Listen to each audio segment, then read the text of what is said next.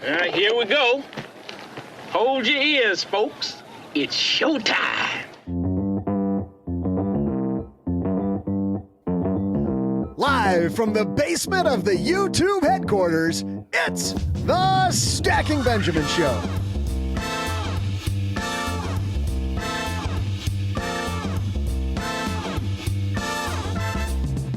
I'm Joe's mom's neighbor, Doug, and you know how there are laws of the universe? How about laws of financial health? Well, one blogger says there are 4. What are they?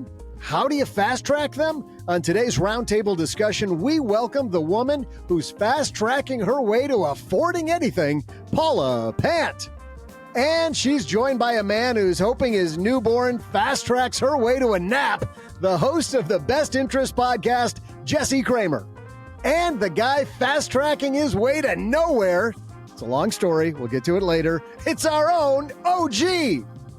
But that's not all. Halfway through, we'll follow the law of this podcast, which is that we always stop and contemplate my mind-bending trivia. And now a guy whose personal law states that it's always about the donuts. It's Joe Saul-Sehy. I think it's got to be law number 1 in the universe, Doug. It's always about the donut. Hey, everybody. Welcome to Friday here in Mom's Basement. We are partying with you, so sit back and relax because we've got a great topic today and a wonderful crew, so let's meet them. Starting with the guy across the table from me whose leg may or may not be. OG, you're on the injured reserve, I hear. I was upgraded today from doubtful to day-to-day. So that's pretty nice. Feeling pretty good about that. Got some treatment. I don't know what else to say. Those are the only things I know in the context. I had a sports-related non-contact injury on Saturday and tore my calf muscle. But have there been injections or just pills? Huh?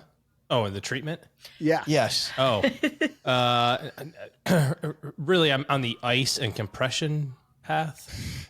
Boring. Yeah, I'm not that important. I'm not a starter, so I don't get the stem cell treatment to make sure I can rub some dirt on it, kid. I got a little of that. Yeah. Wait a minute. So is this a sports injury or is this that type of injury you get when you're older where you like woke up funny or, got up too fast and then something strained? How did it happen? It involves sport. Yep. Of some kind. And I was doing something and it just, took a step funny. It's the thing I don't talk about. So I'm not going to really talk about it. Is sport a euphemism? That's what I was wondering, Paula. Yes. It's the thing he talks It about. was a sport injury? No. I've been married 25 years. There's no sport injuries. That would be a great story. That'd be fantastic. Like, let's have another sport injury, sweetheart. We would all happily get injured. I know, no kidding. No, this was definitely something that I do quite regularly in the fall, and but the funny thing was that I never stretch, and this week I stretched, and then this happened. So see, that's the point, right? Do not stretch. That's right. The moral of that story. Right. That's why the one comedian, Dave Attell, Doug, remember that? That's why Dave Attell said he never runs 5Ks because it's always the jogger who finds the body in the park. You never find it while you're eating donuts sitting on your couch. You're just not involved. It's great. And by the way, the woman with all the journalistic questions asking about whether it's a euphemism, Paula Pant here. How are you? I'm doing well. What can I say? Oh, I early voted I guess this is going to be outdated because of this when this airs. I was going to say I early voted today, but by the time this airs, that will be old news. So never mind. Give it away. Your vote counted, though. And by the time you hear this, it's a whole new world. It's a brave new world. Exactly. Yes. One way or it's not. My money's on. We probably have another 3 weeks till we figure out who won. You think it's a tie? You're going to go hanging Chad? I'm not going that. I'm just going that they're recounting the votes for the 57th time. At the moment, the polling is as we record this, the polling is showing that this is set to be the closest race in 24 years. Holy moly. Wow. What happened 24 years ago? Which one was that? I think that was the Hanging Chad one. Yeah, Gore Bush. Oh my gosh. Oh yeah. Oh my. Jeez. That was 24 years ago. Can you believe it? I was like, my brain immediately went to, let's see, Nixon. That's exactly what I was thinking. Eisenhower. Carter, 24 years ago. Garfield yeah. and Cleveland. Dukakis, Michael Dukakis. Where Michael was? Kicked everybody's ass. Like I literally went back 50 years, not 25. Yeah, Oh, same, gross. same. Yep. Gross. I was thinking, 24 years ago, so the 1970s. Right? And on that note, I have no transition. Jesse Cramer's here with us. How are you, Jesse? Hey, I'm doing good, but it was, when OG was talking about his injury, I've been diagnosed. I'm permanently concussed. So if I'm a little bit slow today or in general, it might just be I've been living in the concussion tent. I thought maybe OG and I could talk about our experiences together, but other than that, doing great, doing really good. Do you blame like your slowness all the time on, I'm sorry, I have a concussion? That's one of my go-tos. One of your go-tos. Just throw it back on him. That took me back to the days of when Len Penzo would set us up with a joke. When he said, I'm permanently concussed, I just waited for that to be a zinger. But That there was something that's coming. just the crutch you're leaning on. Yeah. Well, Len and I, we occasionally share ideas. We actually don't. I haven't met Len, but no, on with the show. Deal. You know what we're going to get on with, Jesse? A cool sponsor. Well, specific cool sponsor, State Farm. This episode is brought to you by State Farm. If you own a small business, whatever your business might be, you need someone who understands and maybe that hasn't been concussed. And that's where State Farm small business insurance comes from. State Farm agents, they're small business owners too, and know what it takes. They can help you choose personalized policies that fit your budget. Small business insurance from State Farm. Ready? Like a good neighbor, State Farm is there. Talk to your local agent today. Oh, it's so fantastic that State Farm's on board. So fantastic. You guys are all here. We're going to talk about the 4 laws of personal finance. Are there 4 laws? Does this blogger that we're going to talk about today have it right? Are there more laws? Do these laws stink? Or are they fantastic? And if they are fantastic, how do you fast track them, get them into your life and avoid making mistakes? We're going to go into all that. But before that, we have a couple more sponsors that make this show free so that we can keep bringing it to you every week. We're going to hear from them, and then we're off and running.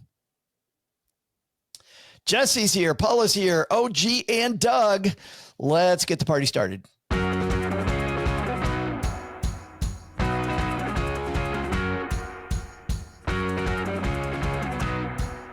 Today, we're going to go to a Substack. I don't know that we've done a piece on Substack yet. I can't believe it's taken us this long, but hello, Substack. Stacking Benjamins is finally here. We have done a Substack piece before. This is The Uncertainty of It All blog from writer Mark Newfield, and it's the laws of financial health. And this piece starts off with a guy named Phil Perlman, who has 4 simple rules he developed regarding long-term health and wellness. Isn't that Feeding Phil, the shows that are on, I don't know, cable TV, whatever the TV channels are? I think it is. Is that Phil Perlman? Phil Perlman is like a stock twits guy, Wall Street guy. I had him on his podcast. On my podcast rather. That's how I know. But he's like this Wall Street behavioral finance guy who kind of segued into health more recently and works with a lot of people in the finance space on their own health. So he's not the Feeding Phil guy. He wants Correct. to be the Feeding Phil Correct. guy. They might have the same name, but not the same person. Well, they might. Swing and a miss. Welcome to the Things I Could Have Looked Up Before We Went Live podcast. But I didn't. Anyway, this led the author Mark here to ask, with prompting of someone on Twitter, how many personal finance books do you actually need? Like, how many different rules are there, right? And he came up with 4 of them. I want to start off with this premise, though, Paula, this idea that Mark has around simplification. Like, it seems to me this is a good thing. Like, I think when you first become a money nerd, you're so overwhelmed with all these different concepts, all this stuff, and your brain trying to simplify it probably is a wonderful place to start. Yeah. I think it's a good approach because he is correct. At the core, Like when you boil it down, the essence of good financial management is actually quite simple. And everything that we talk about, should I put my money into a tax deferred account or a tax exempt account? And what percentage should go into which bucket? Like all of that is really optimizing around the margins. And it's important. It matters. But the foundation of it is spend less than you make, right? And if you're not doing that, then none of the rest of it, you're not ready for any of the rest of it yet. Oh, gee, we learned a little bit about this in Strategic Coach, the coaching that you and I both get. There's two types of people. There's simplifiers and multipliers, they say, and you and I are both simplifiers. I mean, I'm 100% a simplifier for sure. But I think looking at money from that standpoint or health or whatever, it's these big, broad brush strokes. There's some benefit to all the different things, in terms of like what Paula was talking about of, tax deferred or tax free. And, like there's benefit there, but you're going to get the biggest lever with a few key ideas. Take like asset allocation or investment performance, for example. 90% of your results is just where the stuff is. Do you have big companies or small companies? Do you have US based ones and non-US based ones? That's 90% of the battle. Yeah, there's still opportunity with that other 10%, but get the 90% done first. Focus on that, and then you can, nickel and dime the other things. You didn't take the bait. I said you and I are both simplifiers, and you were nice enough to let that go. That was good. Well, I don't know if you are or not. Actually, I think my guess would be that you're a multiplier. Actually, but very, very much. Yeah. Very, very much. Yeah, that's why we work well together, honestly, because simplifiers need multipliers. And I need myself to hang out with you to simplify stuff more. It's crazy. Law number one, Paula nailed it. Jesse, let's start with you on law number one. She said, spend less than you make. And that's number one on Mark's list. Mark writes, our society has evolved into one that consistently and constantly encourages you to spend. I mean, Jesse, the marketing messages are all around you. It's harder than it looks to spend less than you make. Could you imagine a world without advertising? It's so it's just embedded in our culture in such an interesting way. I mean, think about the cave people, like, however many years ago that was. No advertising, or at least if it was like, life was great back then. It was awesome. I didn't say that, OG. It's different. All I said was imagine. I said imagine. Is that how far we have to go back to find people who didn't live above their means? Potentially. Probably. But no, I mean, people with no means. If you don't have any means, you can't live above it. That's my new tagline. This Mammothon is brought to you by. Yeah. No, there's no shortage of things to spend money on, and then there's no shortage of people out there trying to influence you to spend money on those things. I think that was your point, Joe. And no, it's totally true. And listen, we're all here. We all either work in some sort of capacity with helping people organize their finances, or it's the kind of content that we produce here. And we've all heard the stories of people who simply can't out-earn their spending habits. And basically they go nowhere. It's like Paula said, it is the foundation. It is the foundation upon which your financial building gets built. And if it's not a sound foundation, then the building's definitely going to fall down. Here's how foundational it is, Paula. I'm thinking of two people, and their core messages are specifically in this area, two financial quote gurus. The first one is a big financial guru that frankly more people listen to, I think, than any personal finance podcast, whatever it might be, than anybody. You know who I'm talking about there. I have a guess. Mm-hmm. Yes. Somebody in Nashville. Yes. Yeah, that's exactly who I was guessing. Yes. So Mr. Ramsey, but then for the FIRE movement, there's one blog post that when you're around FIRE people, they're like, I was tired of my job. And I put into Google, like, how do I quit my job? And up came this piece from. Yeah. Should I say the name? Go ahead. Mr. Money Mustache. Yes. And his viral piece is called The Shockingly Simple Math to Early Retirement, which is spend less than you make, if I remember right. Well, yes. In that piece, he also illustrates that the reason it went so viral is because he illustrates the math of how if you were to live on 50% of your income, this is how quickly, at assuming, normal market returns, this is how quickly you would be able to replace that 50% of your income that you're living on. So he lays it out in a graph, and he shows you, hey, you would, if you can get used to living on half of your income, you can generate that half from your investments shockingly fast. I think, OG, you would agree this has got to be, if not law number one, very close to law number one. Well, I'm thinking about a couple of scenarios. I'm thinking about the person that is, the person that has whatever, $40,000 of income or $50,000 of income going, it's really snug around here. It's really snug. And certainly all the message of like, cut your spending and don't go out to eat and stuff like that. It's like, if I'm making 40 grand a year, I'm not going out to eat. I'm like, yeah, no kidding. I'm not doing that. I'm living in a tiny apartment. I've got 3 roommates. I'm doing all those things, and I'm still kind of at this thing. Then I think the job number one is, how do we raise your income? Because we've talked about this before. We can raise your income to infinity. There is no limit to how much money you can earn in a year, right? I mean, within reason, I suppose, but you get the idea. But you can only cut your expenses to so much. So I think if you're in that stage of, I don't think I actually make enough money to have that buffer, then you have to focus on the other thing. I think that the biggest thing when it comes to spending and income is, and I know he talks about this, is that lifestyle creep component, right?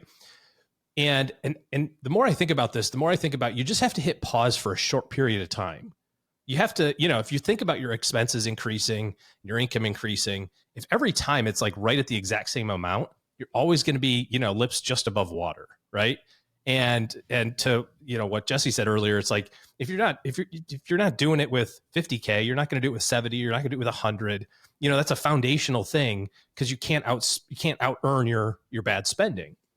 So if you can just pause it for a short period of time, establish what that gap is going to be, whether it's 10% or 20% or whatever, and then let lifestyle creep happen, like then do it. You've got that permanent 20% gap where you're like, sweet, I can raise every time I get a raise. I don't have to worry about it. I'm just going to keep saving my money in my 401k in the same percentage. And that gap consists forever. It's really, I think a lot of times with money, we look at it and say, oh God, it's like dieting, right? I can never eat bread again. This sucks. I like bread. It's like, well, no, it's not forever. It's just, tighten a little bit first. And then now you can eat bread later. You just can't eat bread all the time. You have to hit pause for a second. Yeah. Well, no, but within reason, right? Sure. Like you can have cookies. You just can't only have cookies. Yes. And early on, you can't. For the first little bit, you can't have any cookies. That's just how it is. You have to get that gap. Then you can have a cookie later. This house is a prison. I have a question for all 4 of you. Why do you think, whenever we're having this conversation, why do you think people generally gravitate first towards cost cutting instead of income adjustment? Paula has the answer. Yes, I have a theory. So I think it's for a couple of reasons. Number one, there is immediate gratification, right? Increasing your income, there's a ramp. It takes a while to do that. The fastest way to increase your income is some gig economy. Okay, you can drive for DoorDash or Uber. Sure. OnlyFans. Yes, exactly. Doug, I mean, you with a that is exactly clearly what you were born for. It works for some of us, some people, I mean. But especially if you want to build some type of scalable business, if you want to, you want to start selling candles on Amazon or whatever, or you want to open you're a graphic designer, you want to open a consulting arm or a freelance arm, and develop that side business. It takes a while. So you don't get that immediate gratification. Whereas there is an immediate payoff as soon as you cut. So I think that's one reason. Also, there's no fear of failure. If you're trying to grow a business, there's a fear of failure associated with it. So you have to face your insecurities. That doesn't happen when you cut back. And it's also tangible, right? Like growing a business is amorphous, but not going to restaurants is immediate. It's a tangible thing. Jesse, if we want to fast track this, from the side of either making money or cost cutting, let's talk about some hacks, some tips. What's tip number one to help you begin spending a lot less than you make? I think tip number one has to be actually measuring what you're spending. And again, it's super simple. It's a super simple tip. Like, this whole list is super simple, but the number of conversations I have where I ask someone, how many dollars did you spend last month? Round to the nearest 500, right? Was it 5,500? Was it 6,000? Was it 6,500? And the answer comes back, I have no idea. I don't do a budget. I don't track anything. I don't use any sort of tool. I mean, that has to be step one. Because I mean, that's the only way you're going to be able to look under the hood and say, oh, wow, I spent $1,400 on Doug's OnlyFans account last month. Again, right. For the third month straight. And subscription. And right. And you have to ask yourself that value proposition, the foot pics just aren't worth it anymore. So maybe you cut that out. You have to screenshot them, obviously. And then you save them to yourself. Hey, don't give him any ideas. Taking money out of my mouth. He's running a business here, OG. My bad. Anyway, but on a serious note, you have to measure. You have to measure in some way, shape, or form. Some people budget ahead of time. Some people track the numbers after the fact. But I don't think I know anybody who's financially successful who simply doesn't measure what they spend, or like that doesn't care what they spend. You have to measure. Jesse, to your point, back when I was a financial planner, I would ask this, or I'd even ask, how much do you think you had withheld this year in taxes? And people would miss it by a factor of 10. Right. We're just so far off. It's actually worse than our trivia, right? We get it so bad. Oh, gee, what's another quick tip or hack for somebody to spend less than they make? I think when you kind of dovetail to what Jesse said here, when it comes to budgeting or looking at your cash flow, I think that the best way to do it is to just live your life and keep track of it. And then when you're making decisions, remember that everything counts in that decision.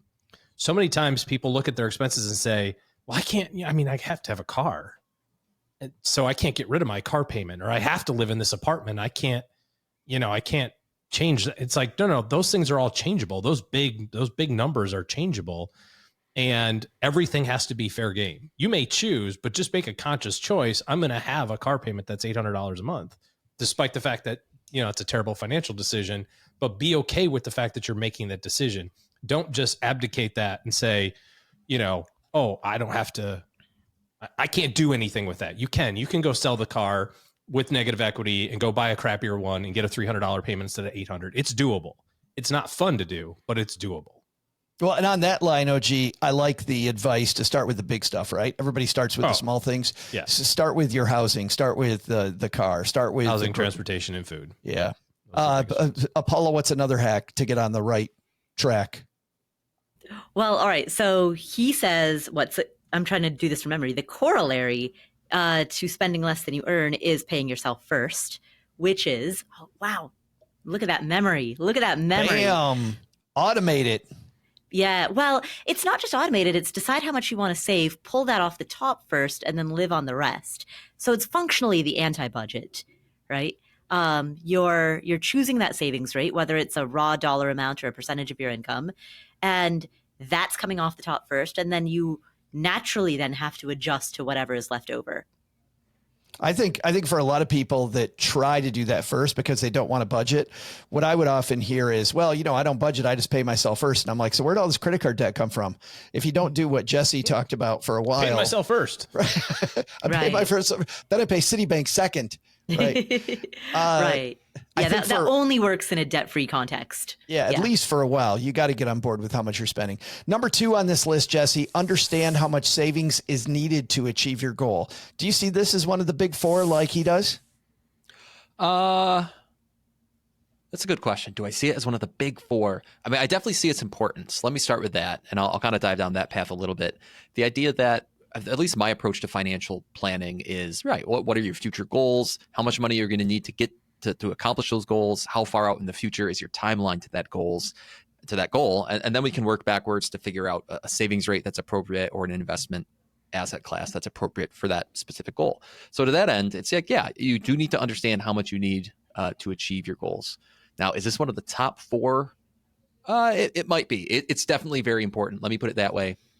And I do think it's part of just about every single financial plan that anyone could put together for themselves or their family. I mean, after all, what's the point of all this? The point of all this is that you're working hard. Ideally, you're putting some money away after step one, and you're applying that money to your future goals so that you can live some sort of better lifestyle or lifestyle that you want for you and your family.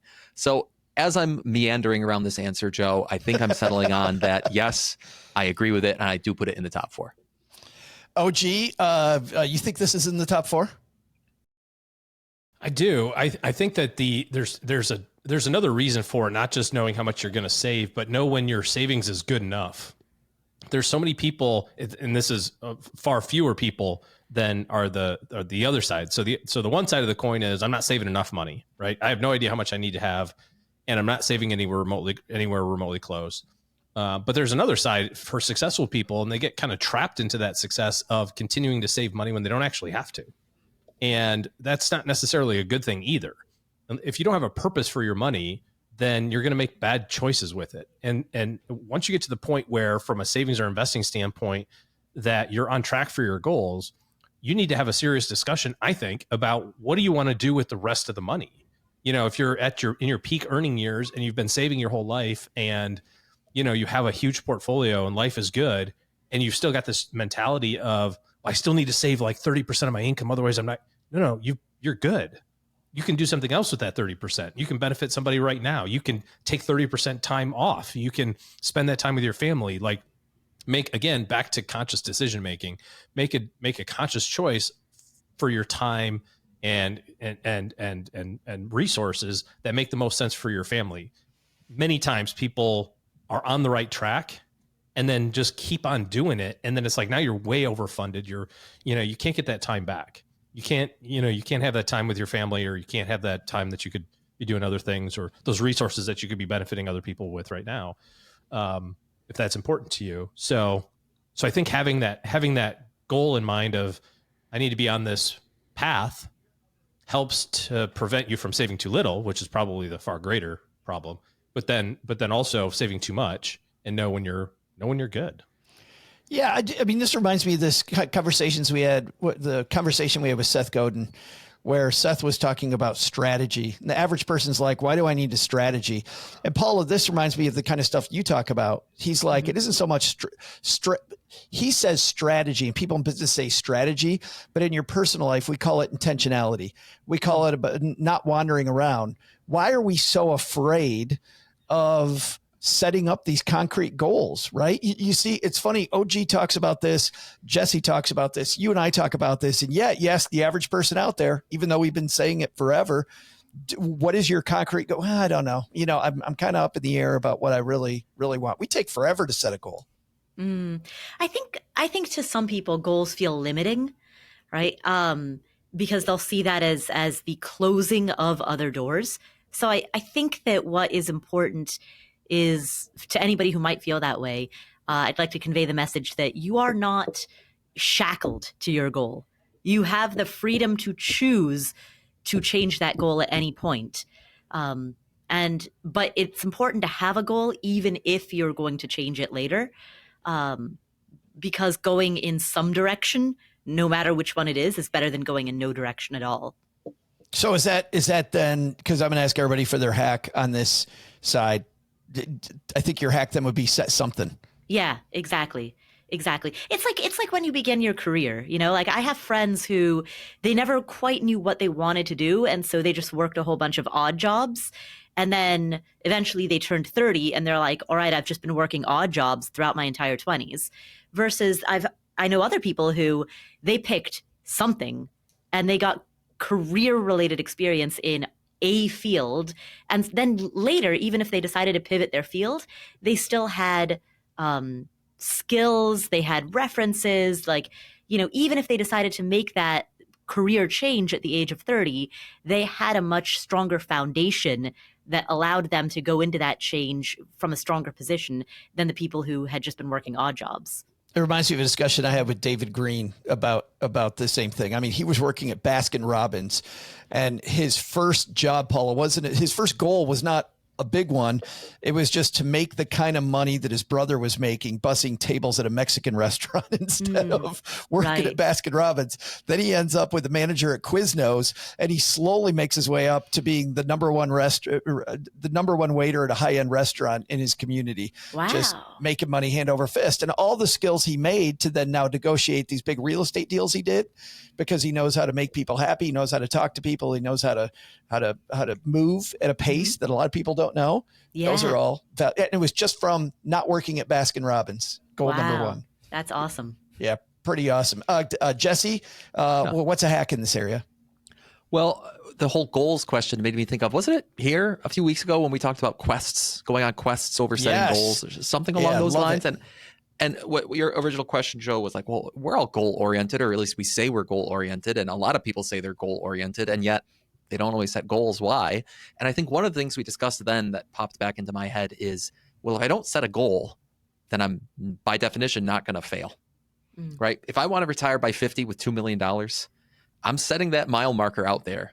And it's a little scary because now I'm setting myself up for the potential of failure.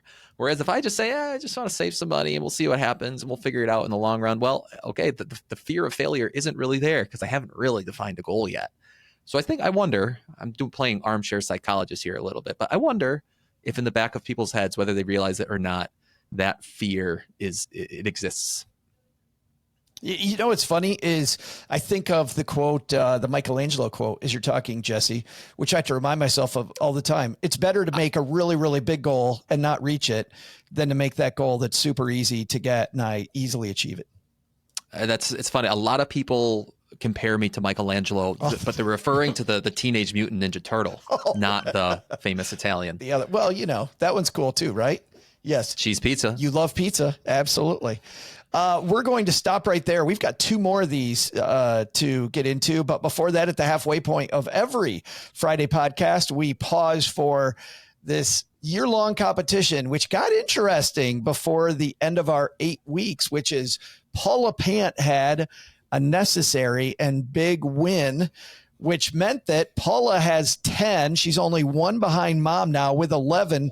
OG's got 15. Jesse's playing on behalf of Mom. So Jesse needs to make a move. Paula needs to make a move. OG's trying to wrap this thing up with just a few to go. Who's going to win? Well, we need a question. Doug, what's our trivia question today? Hey there, stackers. I'm Joe's mom's neighbor, Doug, and on today's date in history, pop group Milli Vanilli was exposed as lip-syncing their hit song, Girl, You Know It's True. Okay. Wow. You thought I played like the actual song, didn't you? All right, girl, I gotta tell you, I think lip-syncing is the bomb. In fact, I'm lip-syncing this trivia question right now. Check this out. If you're not hanging out with us on YouTube, you'd never know that my lips are moving perfectly in time with this announcer guy who has an amazing voice. I know you think I'm awesome, or fat, as the kids say. That's P-H-A-T. Of course, these kids my age say that. But speaking of fat, Oprah Winfrey No. What? No. Oh, no. You're getting this all wrong. Oprah's fantastic. Just don't do that. Don't take your mind there. But just follow me here. Oprah, on this day in history, back in 1988, had a fat show. Settle down. P-H-A-T. It was a fat show when she discussed her weight loss and encouraged her viewers to take up the journey as well. To make her point about how important weight loss is to improving your vitality, here's today's trivia question. How many pounds of actual fat, in this case F-A-T, did she wheel out on stage in a cute little wagon thing to make her point? How many pounds of fat did she wheel out on stage? I'll be back right after I go do some jumping jacks. I mean, totally unrelated, but I haven't seen my belt buckle in years. All right. Well, Doug goes to do that. We're going to start with OG. It's funny. This is forever ago. Talking about going back to Nixon. Like this was a long, long time ago, but I remember this. This was a big. You would. This is a big thing. You watched Oprah? It was just a year or two ago. I have a few questions for the judges first. How many weeks are left in this trivia contest? Do you have any idea? Do we got to count this live? We'll get back to you next week. How about that? Ugh. I want to know. I want to know what I got to do now. You got to guess how many pounds of fat. So how? I mean, so let me just understand the question. Oprah Winfrey lost some weight, and she wanted to demonstrate how much she lost. Is that? Not necessarily. The question is simply, how many pounds of fat did she wheel out on stage? I feel like that's got to be related to how much weight she lost. It could be, but that's irrelevant. I mean, is that not the topic of the show? Look at how skinny I am. This is how much weight I lost. I don't know. Maybe. All right, that's what I'm going to go with. So, how much weight did what would be a marked amount of weight? So, like Biggest Loser people, you know, they go from like 250, 280 to like, you know, 180, right? I mean, that's otherworldly. So that would be like 100 pounds, but some of that is muscle mass. Oprah, I'm sure, was not 280 dropping to 180. Probably like 180 dropped to 140 or something. I'm going to say that she demonstrated her personal fat loss of 50 pounds and wheeled out 50 pounds. I'm going to say she lost 50 pounds and went, here's 50 pounds of fat. This is what it looks like. 50 pounds is OG's answer. Jesse, what do you think? If I'm interpreting the question correctly, she could have been like, and this is how fat you guys all are. And it could have been way more. So who knows? Yeah, that's interesting. Yeah, my thinking is very much in line with OG, and therefore my initial answer was going to be very much in line with OG. In my head, I was like, is it 45? Is it 50? Is it 55? So now I'm more thinking game theory, and do I want to box OG in with a mean guess, or do I want to just go off the wall and do something completely different? So I'm going to go off the wall and do something completely different, and I'm going to say that she only wheeled out weight to kind of show the audience this is what X pounds of fat looks like, because like it's probably on you, right? Like, hey, this is on you. So I'm going to say 22 pounds, which I believe was my same answer for the Jim Cramer hedge fund debate. 22 pounds. 22 pounds. Paula, we've got 50 pounds and 22 pounds. Okay, my thinking is entirely different. So I don't think that the answer relates to any amount of weight that Oprah herself personally lost. The way that Doug asked the question, he said that she wanted to illustrate the effect of weight loss on the health of a human person. I don't remember his exact words, but it was something to the effect of she wanted to demonstrate the significance of fat loss on overall health. So to me, that has nothing to do with her. That is simply, here's what losing an amount of weight would do for you, the viewer. So if we take her out of it and think, all right, what is an amount of weight that is large enough that it would be visually interesting on television, yet small enough that it would relate to the average viewer, regardless of if they just had a little bit to lose or a lot to lose. So my thinking, my initial thinking was maybe 5 pounds. Maybe she just wanted to demonstrate 5 pounds. But the thing is, she wouldn't have to wheel that out on a cart, because if it was only 5 pounds, you could lift that. So I actually think that the answer is 10 pounds, but in order to capture the under, my official guess will have to be 21. 21. So 22 for Jesse, 21 for Paula to get even less. OG's way up there at 50. It's probably like 6,000 or something. or it's like 2, like Paula said. Right. But I've seen the Dr. Oz thing where he goes like, this is 3 pounds of fat. And it's like the big jiggly thing that they have. Well, to your point, I don't think they have to wheel that out. They just carry it. We're about to see. We got the answers locked in. We'll be right back to see who's got this one. OG, you started off with 50. Both Jesse and Paula think that you are way, way, way up there. How you feeling? I don't know. I actually think it's low. I think it's gonna be some, multiple of that where she says like, this is how much, the audience has 300 people in the stands. You guys could all lose 10 pounds. 10 pounds of fat is like 3,000 pounds. It's gonna be like this huge amount. Let's all rally together and let's lose this weight. Lose this weight. And a free car for everyone. We were thinking like a Red Ryder wagon of fat, but OG's like a Conestoga. It's like the Oregon Trail. I heard wheelbarrow. Was it? Right. Did you say wagon? I heard wheelbarrow. I don't know. Oh, that's what I heard. I don't. I actually was worried that I may have given it away or given you too much of a clue because I threw in a cute little wagon. Yeah. Is what I said. Oh. And then as I was saying it, I thought, I've ruined the whole thing. I did not ruin the whole thing. Paula, you feeling good? You've got the under. Yeah. I think the under is Especially with cute little red wagon. Huh? Yeah, exactly. That only amplifies why I think it's a small number. Well, is Paula going to come back and tie Jesse/Mom? Jesse and Mom going to make it a run on OG here at the end of the year, or is OG going to pull further ahead? Doug, what's our answer? Hey there, stackers. I'm famous trivia lip syncer and your guy with some fat trivia, Joe's mom's neighbor, Doug. Today's question is both fat and fat, if you know what I mean.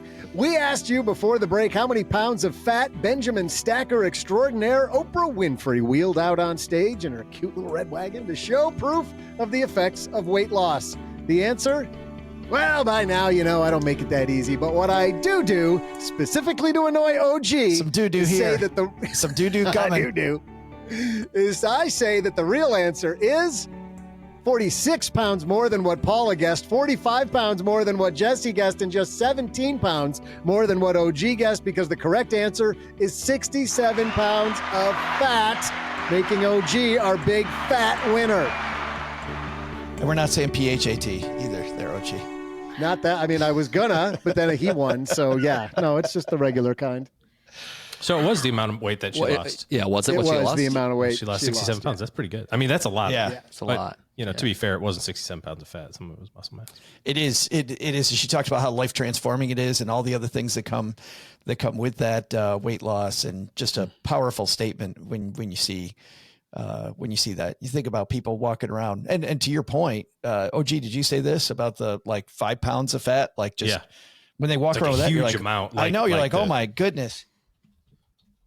Or as I like to say, 17 Oreos. I look at 17 Oreos and I gain 5 pounds. All right. The second half of this discussion, we're going to dive back in. We've got 2 more here to do. Let's Paula, start with you. Maintain sufficient cash reserves is his third law, personal finance. You put this on the big 4? Yeah, absolutely. This is, sufficient cash reserves are the only thing that's keeping you out of credit card debt, because there's fluctuation in the amount that you spend every month. And sometimes you log in to your credit card statement and you look at it and it's just way bigger than what you thought it would be, and you're like, was there fraud? And you go through it and you're like, nope, accurate.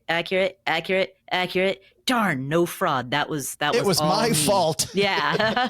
Yeah. Right. And you need some cash reserves to tide you over for when that happens. I prefer that it was fraud. I would still tell people it was fraud. No, it was fraud. Somebody got into my wallet and went and bought all this stuff. Jesse, what is a hack or a something to make sure that we get cash reserves? Because, starting to get that money in an emergency fund when you're not used to having one. And I remember when I first tried to do this, that money always seemed to come right back out of the emergency fund, Jesse, very quickly. Yeah, I get it. I do get it.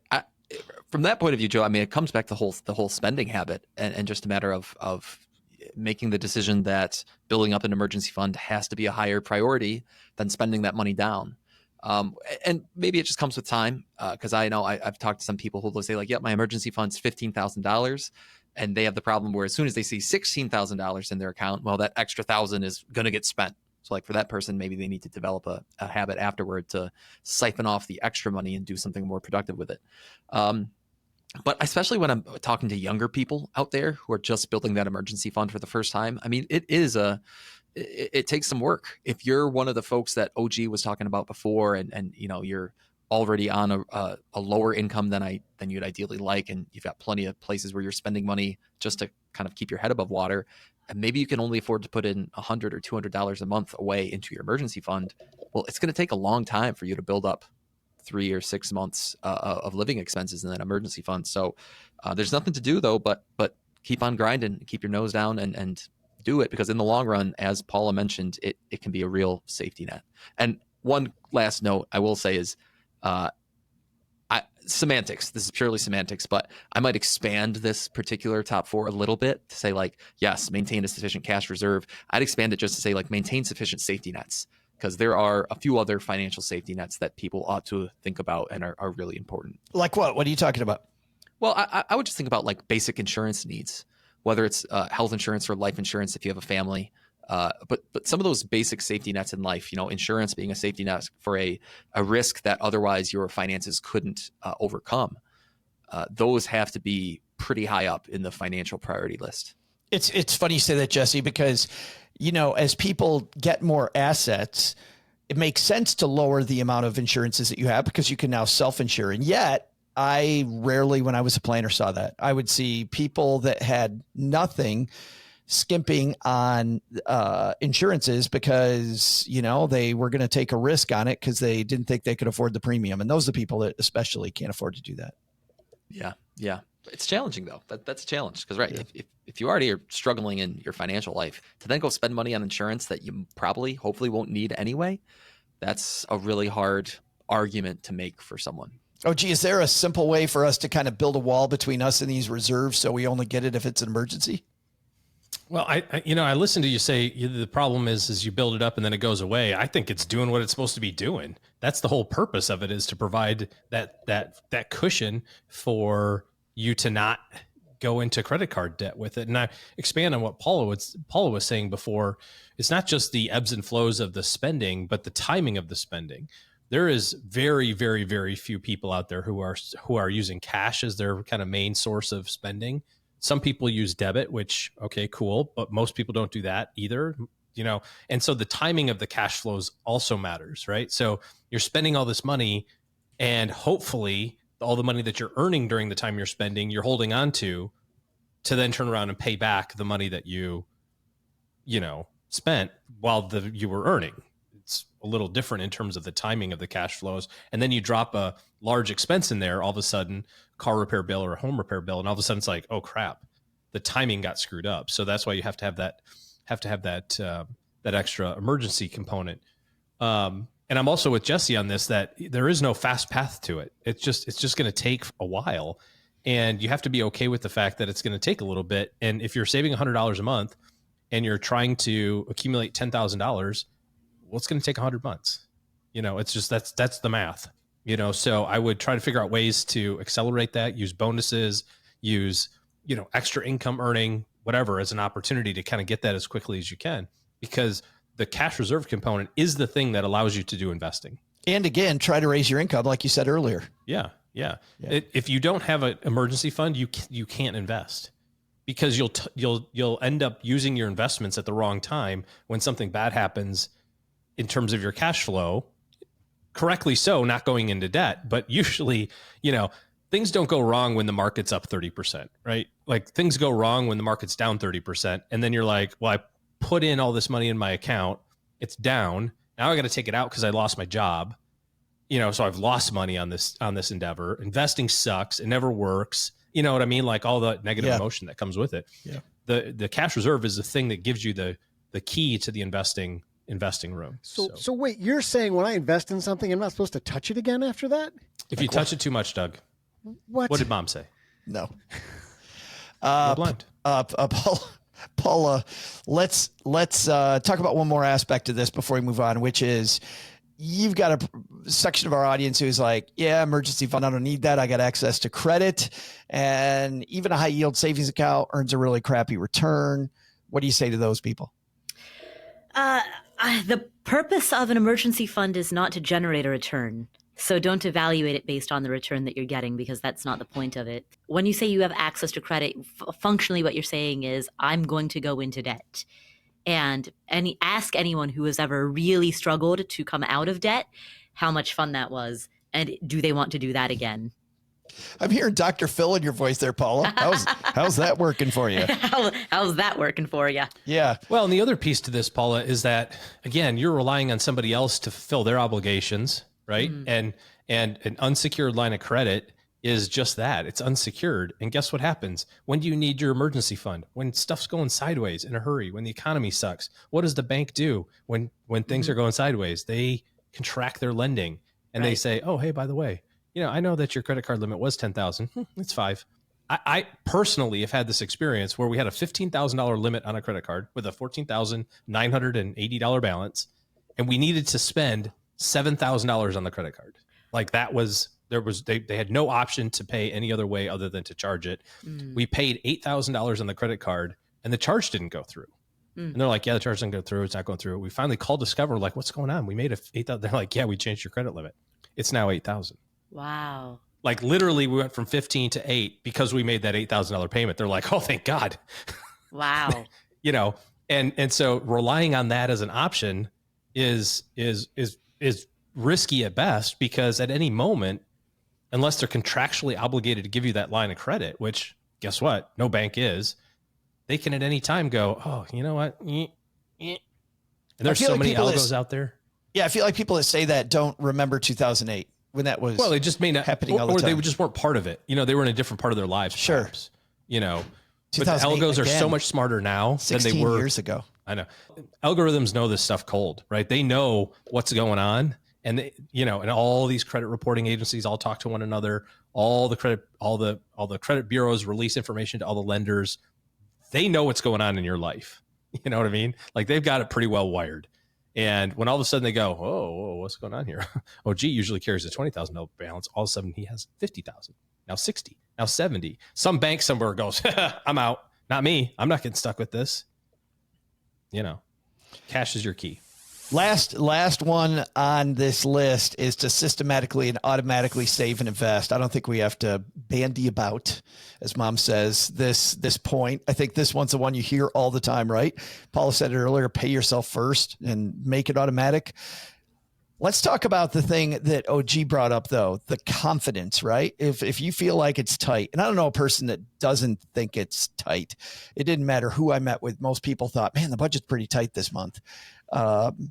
How do we give them the confidence to systematically and automatically either begin or save more? Paula, what would you say? What's your locker room talk to the team to get them inspired to go save money they're not sure they have? I'd say start small. So I'm a big fan of what I call the 1% challenge, which is whatever amount you're saving this month, just save 1% more. And so 1% is $10 per every $1,000 that you make, right? So if you make $5,000 a month, if that's what you bring home, save $50 this month, 50 additional dollars beyond what you're currently saving. And, if you make $6,000 a month, it's $60, right? So just increase your savings rate by an extra 1%, and then do that this month. And then next month, do 1% more. And so, that way you go incremental. Every month you're saving 1 additional percent. And if every month is too frequent of a time to upgrade, fine.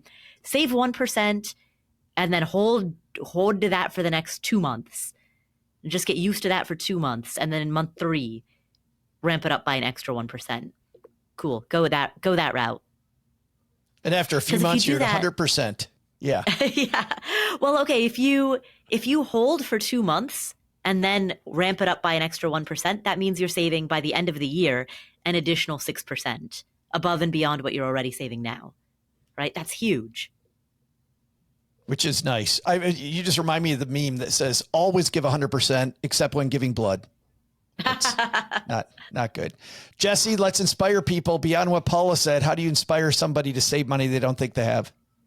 Well, what I'm about to describe is a play on what Paula just said, because it reminded me of what's happened to me, and it reminded me of a bunch of conversations that I've had before, is that you will reach a point, even if you're starting from zero right now, and even if you are starting slowly, which I recommend too, just like Paula described, you will reach a point when you look at the particular saving. I mean, we're talking investing here, right? Automating investing. So you look at the particular investing account, you'll see a surprising amount of dollars in there.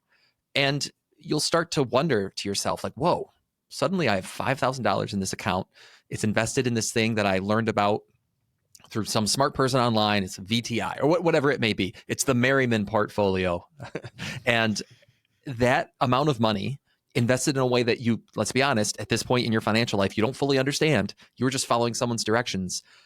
It'll start to self-perpetuate, right? And you will essentially begin inspiring yourself to learn more, to save more, to spend less, to do all these things better, because you're starting to see the positive that can happen when you put these ideas into practice. You got $5,000 in the Merriman portfolio. So anyway, that's my inspiration to everybody. Is it can be hard to start, it can be a little bit scary to start, but you will reach a point that we've all reached in our lives when you're like, whoa, this is really working. And that's a fun, inspiring, self-perpetuating point. OG got the last one.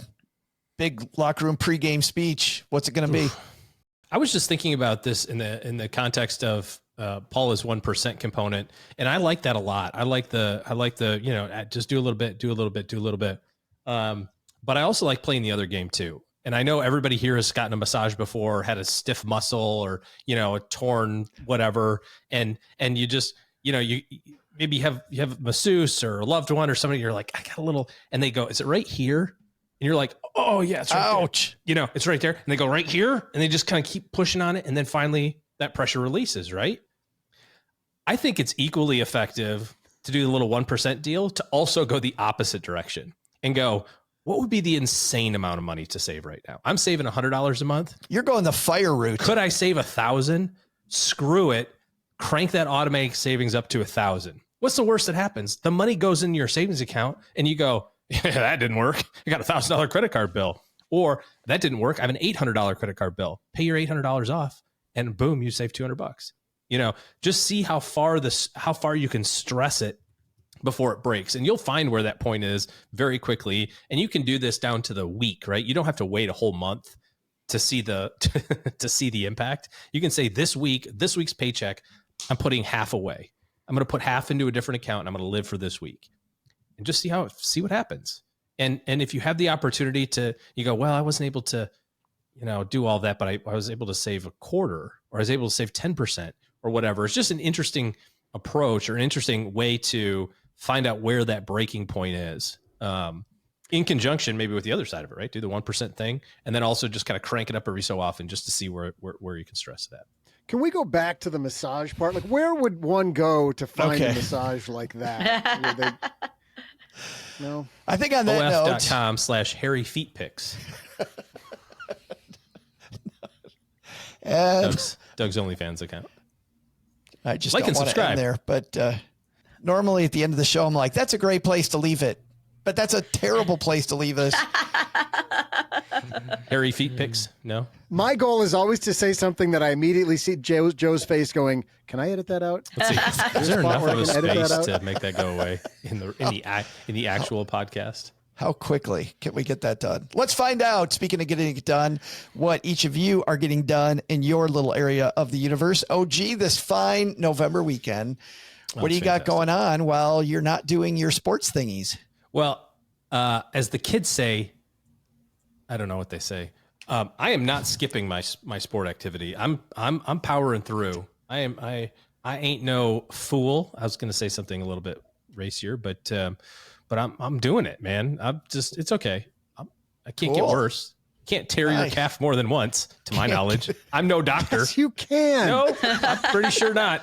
I've researched this. I love the phrase, I'm no doctor at the end of that. I'm no doctor. While the entire audience goes, duh.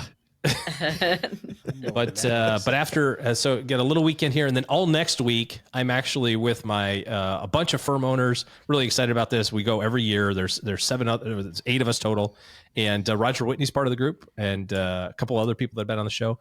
And we take a week and we go do a bunch of guy stuff, mostly around golf. But we spend time talking about our businesses and talking about how we can have a better client experience for our clients, better content for the show, that sort of thing. So we this coming week are going to be in Streamsong, which is a golf resort location in Central Florida, south of Orlando a little bit. And sounds tough. There's going to be 8 guys who are just up to their eyeballs in tequila. Oh boy, talking shop. So if You're going to be down driving the beer stream, cart. can we get some? Oh boy. What's that, Dougie? You're going to be driving the beer cart this year. I might be. Yeah. I mean, we're recording this 10 days before that. So again, day to day, that's what the trainers have put me at this point. But the doctor, the actual physician who I went to see, he said, what do you got going on? I said, I have this stuff and this, whatever. He says, okay, explosive movements. I said, what about golf? And he just went, no. That was his answer. That quick. He went, no. And cut. So, so we'll see. Paula Pant, you hanging out at a girls' weekend with tequila, 4 days, playing golf. That was last weekend at Paula's birthday party. No, uneventful. It's an uneventful November after a highly eventful October. So Isn't October, that always nice? It's October, so nice. I had a whole bunch of family in town. His sister and brother-in-law and niece all came in from Kathmandu. It was for 2 out of 3 of them. It was their first time in the United States. I think it's pronounced Kathmandu, by the way. I've heard. So I've heard. So yeah, it was a highly eventful October, like introducing my family to the United States for the first time. And so November is totally low key. I'm doing absolutely nothing. Getting ready for the SB team to show up in December. Exactly. Lit. Exactly. Yeah, so That's right. It's interval training, right? Like That's right. I gotta rest in November to be ready for December. Got to detox to retox. Exactly. We got to see if we can get Jesse Cramer downstate to hang out with us as Come well. on down. Yeah. Whoa. Paula's buying us a big dinner at La Barnadine, she said. Ooh. Well, December 12th, stackers, stackingbenjamins.com/meetup. We've got details to come, but and probably by the time this is out, we'll have the details because Doc G is nailing down exactly where we're going to have the meetup. You want to come, Doug? We're going to have a little party. Super excited. Paula's Absolutely do want to come. Paula, but what's going on at the incredible podcast while you're relaxing? Oh, on the Afford Anything podcast, we have, let's see, what do we got going on? Paulina Pompliano. She's the author of a book called Hidden Genius, all about like some of the, what we can learn from some of the most interesting people. So, if we look at bios of people who have done really incredible things, what can we learn from them? So she is on the podcast talking about that. We've also got Matt Schultz, the author of a book on saving more. Oh, I love Matt. Yeah. So he talks about, it's a lot of the, foundational principles of personal finance. And a lot of tactical stuff, cool tactical stuff. Yeah, Exactly. Actionable, tactical, practical. And that's at the Afford Anything podcast. On the Afford Anything podcast. The finest podcast are distributed. Jesse, thanks so much again, brother. What's happening at the at the Best Interest podcast? No. Yeah, it is the Better Interest podcast because when our fine stackers are hearing this right now, our most recent episode will have been instructive and surprising questions to ask before you retire, featuring Joe Saul-Sehy. Shut up. Really? When Joe appears, it'll be episode 93. We adopt the moniker the Better Interest podcast because if you haven't heard the story, that's what Joel seriously called it 8 times live while recording the episode. The first time he was on. But yes, so we have Joe on to talk about it's a fun retirement conversation. And then I think depending on when stackers hear this, the following episode will be another AMA, which are always big hits. Those are big hits for I love your AMAs. And by the way, ask Paula. Every time I'm on there, I called it the Afford Whatever You Want podcast. So it's Afford everything. It's only our brand, Joe. No big deal. I don't know if you caught it, Joe, but while Jesse was describing the story about how you called it wrong 8 times, he called you Joel. Oh, I heard it. I heard it. Great. That was pretty slick. I was impressed. Look at the time. Thanks to everybody for hanging out with us. Sorry we can't stay. That's going to do it for this week. And Doug, you got it from here, man. What should we have learned on today's show? Well, Joe, here's what's stacked up on our to-do list for today. First, take some advice from Paula, who had that amorphous idea about setting goals. Paula, A, can you amorphousize that thought for our listeners again? And B, what does amorphous mean? Well, so I said that the idea of making money feels a little bit amorphous, meaning vague. But if you want some specifics, what you do is you get Doug to set up an OnlyFans account. And then and then Write that you down. take a cut of Doug's OnlyFans, and that's how you make money. We got to cut the hair on those feet. I still don't know what that word means. Second, how about that thing OG said about changing your savings rate when you finally hit the big time? I mean, it brought me to tears. Can you say the thing about the stuff again, Absolutely. OG? Just like when you go to the masseuse and they put their thumb right on it, just drill it in there. Just find out where the pain is. Feels so good. Feels so good to find where the pain is. That could have been a mic drop moment, but do you know the big lesson for today? Here it is. Never tell Joe's mom anything about being fat. Fat with the PA. She's going to tell you you're mid and you got zero riz. Man, seniors these days. Thanks to Jesse Cramer for joining us today. You'll find the best interest podcast wherever you're listening to us right now. Really, I promise. We'll also include links in our show notes at stackingbenjamins.com. Thanks to Paula Pant for hanging out with us today. You'll find her fabulous podcast, Afford Anything, wherever you listen to the finest podcasts. And the best news, you can afford all of her podcasts because they're free. Incredible deal. And finally, thanks to OG for joining us. Looking for good financial planning help? Head to stackingbenjamins.com/OG for his calendar. This show is the property of SB Podcasts, LLC, copyright 2024, and is created by Joe Saul-Sehy. You'll find out about our awesome team at stackingbenjamins.com, along with the show notes and how you can find us on YouTube and all the usual social media spots. Come say hello. Oh yeah, and before I go, not only should you not take advice from these nerds, don't take advice from people you don't know. This show is for entertainment purposes only. Before making any financial decisions, speak with a real financial advisor. I'm Joe's mom's neighbor, Doug, and we'll see you next time back here at the Stacking Benjamin Show.